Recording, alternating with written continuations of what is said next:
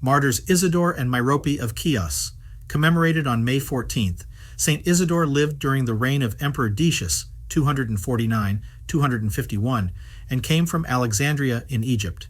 He was an officer in the Roman navy when the fleet commanded by Admiral Numerius chanced to be anchored off the Greek island of Chios. There Christianity was not persecuted, and perhaps St. Isidore was not as cautious as he should have been. Somehow the centurion Julius discovered that Isidore was a Christian and denounced him to Admiral Numerius. The admiral summoned him in order to determine whether or not the allegation was true. St. Isidore admitted that he was indeed a Christian and refused to offer sacrifice to inanimate idols. Numerius urged him to obey the emperor's decree to offer sacrifice so that he would not be subjected to torture. St. Isidore replied, "You may be able to kill my body, but you have no power over my soul. The true living God, Jesus Christ, abides in me. Even after my death, he shall be with me, and I with him. I shall abide in him, and I shall never cease to confess him while breath still remains in my body." St. Isidore was led away to be tortured. In the midst of his suffering, he praised Christ God and mocked the pagan idols. Since St. Isidore still refused to offer the prescribed sacrifice, he was thrown into prison. When the saint's father heard about this, he went to Chios to convince Isidore to deny Christ. He was able to persuade Numerius to place Isidore in his custody, saying that he would try to convert him.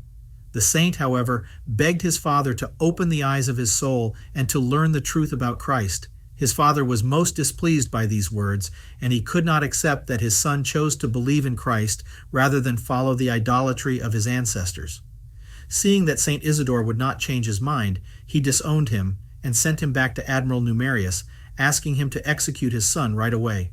First, the admiral ordered Isidore to be beaten with whips, and then dragged along over rocky ground. After that, his tongue was cut out. Even without his tongue, St. Isidore was still able to speak by the grace of God, and he continued to confess Christ. Meanwhile, God punished Numerius by causing him to lose the power of speech. Finally, the admiral gave the signal to behead Isidore. When he heard the sentence, the holy martyr was overjoyed. Praising God, he was led to the place of execution, where he was beheaded. After the saint's martyrdom, his body was thrown into a well to be devoured by animals. But two Christians, Saints Ammonios, September 4th, and Myrope, December 2nd, secretly took his body and buried it in a secret place with all due honor.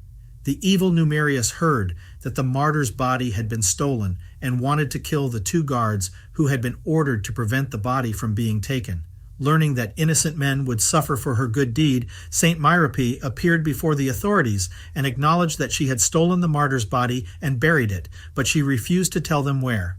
Numerius commanded that the Holy Virgin should be whipped, and finally she was confined in a prison, covered with wounds. But the Lord did not leave his martyr without consolation. At midnight a heavenly light illumined the prison, and many angels appeared to her with St. Isidore in their midst.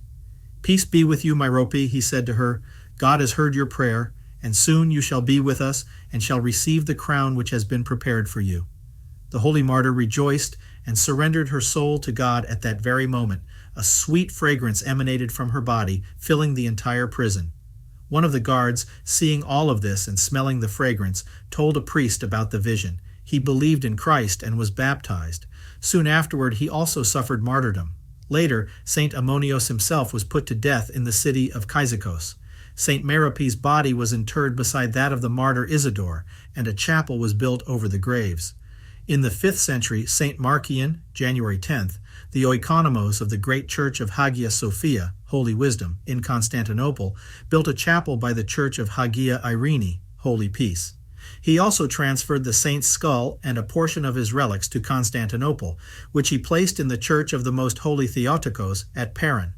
In the 6th century, the existence of the rest of the saint's relics on the island of Chios and the numerous miracles which occurred is affirmed by St. Gregory of Tours, November 17th, in his book Liber in Gloria Martyrum, Book of the Glory of the Martyrs.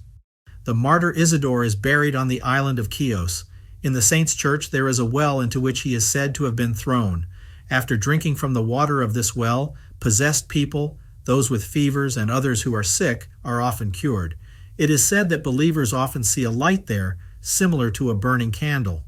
I myself met a priest who insisted that he had often seen this light from the mouth of the well. On this island, a seed is picked from the mastic trees, which, so they say, are not found in other regions.